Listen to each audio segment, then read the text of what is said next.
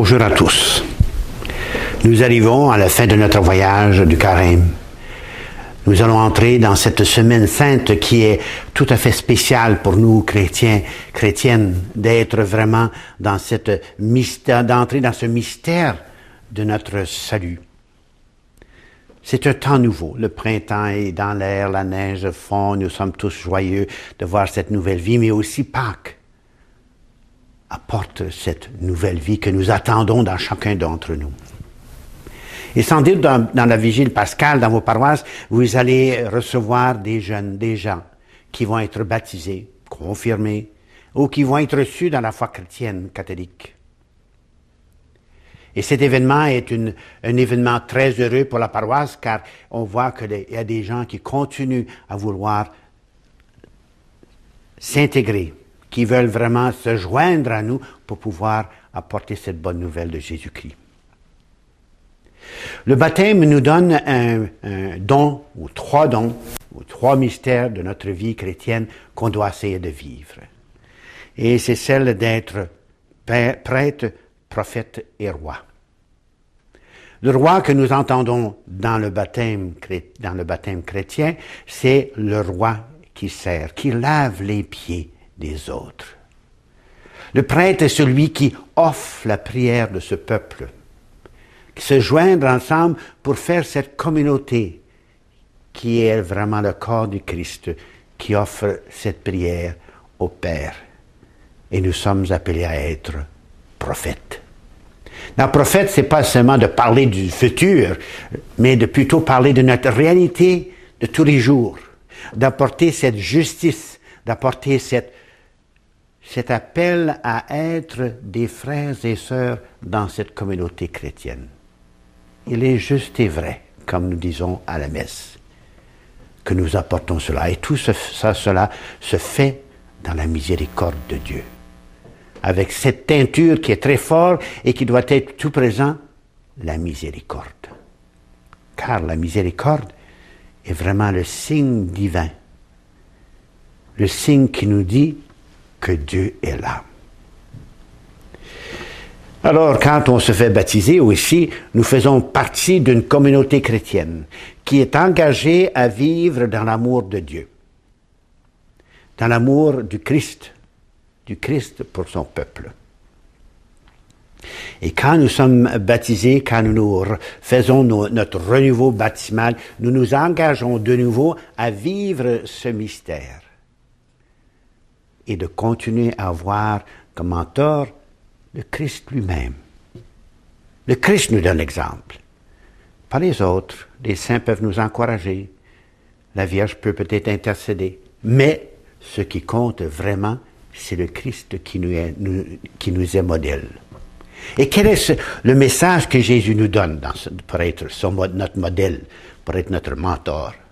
Sinon, celui d'aimer et d'aimer sans condition. Ce sans condition nous dérange, parce qu'on voudrait bien aimer, mais on voudrait choisir qui on veut aimer. On voudrait vraiment choisir qui on doit servir. Jésus nous dit, non, c'est pas comme cela. Pas de condition. Et quand nous nous engageons et quand nous renouvelons notre baptême, nous nous engageons à ce cheminement qu'on doit faire de vivre dans cet amour qui est sans condition. Inconditionnel, comme nous disons. Inconditionnel. On ne met pas de condition. Le jour où nous mettons des conditions à comment nous devons vivre l'amour, c'est que nous allons commencer à sélectionner et ça va être plutôt centré sur nous-mêmes que sur l'autre et sur le Christ lui-même. Alors nous sommes à la rencontre de l'autre. On peut regarder autour de nous et dire, bien, cette mission est impossible. Vrai. Vrai. Si nous nous pensons à nos propres forces. Mais le Christ est avec nous. Car on doit changer dans notre société tout ce qui se passe, ces énergies négatives qui y sont présentes et qui semblent nous tirer vers le bas, qui nous empêchent de bouger, qui nous empêchent d'aller de l'avant pour pouvoir porter quelque chose. Nous avons tous peur. La peur, la crainte. est vraiment présent dans chacun de nous. Nous avons peut-être fait l'expérience où nous avons vu aussi cette violence qui existe dans notre monde, dans les familles, dans notre société, même en nous-mêmes. Cette violence qui nous amène à voir qu'il y a la haine, le racisme, le jugement sur les autres. Nous sommes les meilleurs. Et tout cela, même le bullying, comme on dit en bon français, est présent dans notre société. Et qui va enlever ça?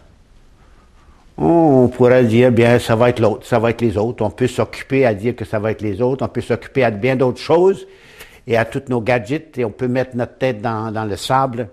Mais un jour, il faudra le sortir et vivre dans cette réalité dans laquelle nous vivons et de faire nos efforts de changer cette société. De transformer même cette société. Et cette transformation et ces changements n'est réalisable que si nous sommes unis à une communauté. Et voilà que le baptême nous fait entrer dans cette famille qui est l'Église et nous ne sommes plus seuls à faire accomplir cette mission. Mais nous sommes, comme frères et sœurs, dans cette même mission, dans cette même vision qui est celle du Christ sur notre monde. Et Jésus nous en a parlé beaucoup de cet désir en lui de pouvoir apporter au monde son amour.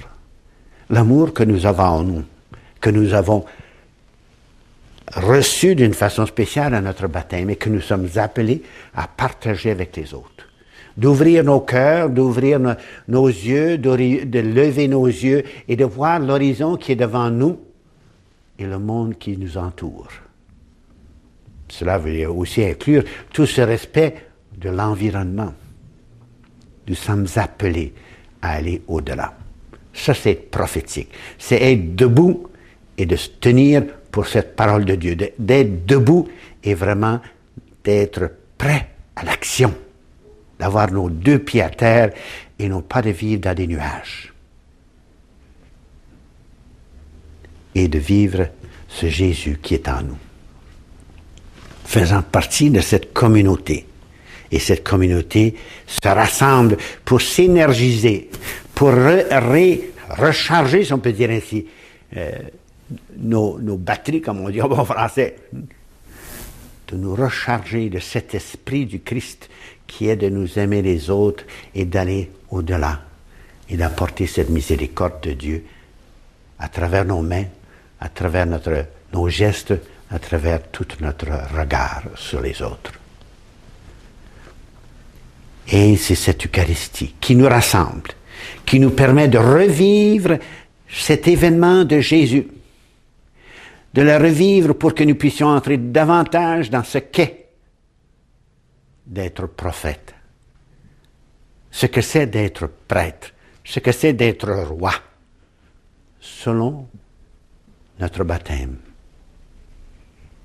Servir, prier et donner notre vie et de se tenir debout pour ce qui est vrai. Alors l'Eucharistie est vraiment l'endroit où nous redécouvrons et où nous nous trouvons en famille pour pouvoir redécouvrir la grandeur et la beauté de cet amour que nous sommes appelés à apporter notre monde. Alors l'Eucharistie n'est pas seulement pour moi, mais c'est pour la communauté qui doit témoigner et nous, comme individus, nous devons apporter ce témoignage ailleurs dans nos milieux, là où nous sommes. Et Jésus nous a vraiment confié cette mission en nous disant le soir de sa résurrection et en nous donnant ce qui est nécessaire, la paix. D'enlever toute cette peur, cette crainte que nous avons en nous, d'apporter cette bonne nouvelle. Qu'est-ce que les autres vont dire? Et il nous donne cette mission, comme le Père m'a envoyé, moi je vous envoie. Nous sommes sur une mission qui nous a été confiée par le Christ le soir même de sa résurrection. Et il a donné l'Esprit Saint pour que nous puissions apporter cette réconciliation nécessaire à vivre entre nous, parmi nous, Et aussi cette réconciliation qui nous permet de vivre cette connexion, de créer cet réseau vraiment de personnes qui cherchent à transformer et apporter notre monde, un monde meilleur. Voilà ce qui reste de notre temps du carême. C'est là ce qui nous reste de ce vigile pascal. C'est ça qui nous est donné à apporter à notre monde. Paix soit avec vous. Merci.